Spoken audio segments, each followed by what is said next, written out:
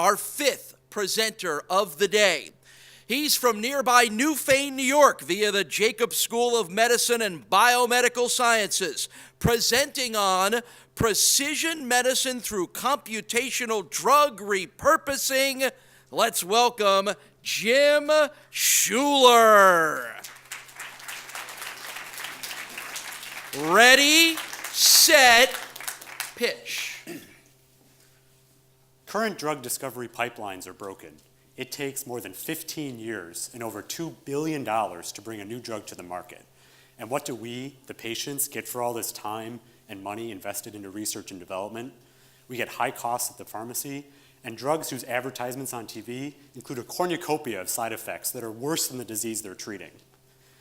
My research in computational drug repurposing simply means I use computers to find new uses for already FDA-approved drugs to make this whole drug discovery process more efficient and more effective.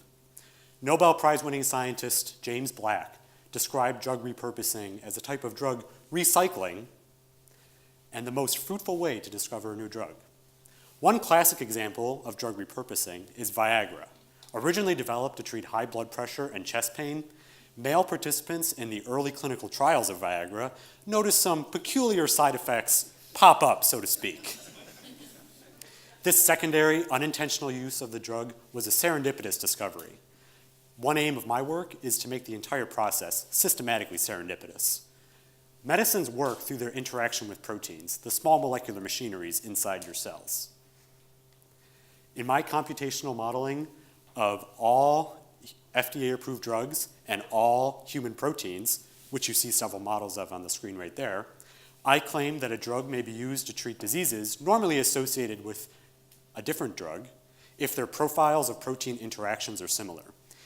In addition to molecular binding data, I incorporate other types of data into my models and can validate my claims using data entered into electronic medical records. All models in science have their limitations, but my models are larger, more accurate, and thus more useful than any which have come before. Changes in your DNA means that your proteins are different than my proteins and are different than your neighbor's proteins, which means that medicines work differently in each of us.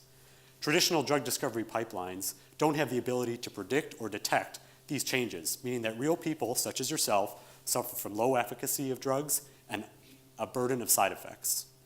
It is easy and inexpensive for me to incorporate your unique set of proteins into my models so that I am able to claim a drug can be used to uniquely target your disease. Let me say that again.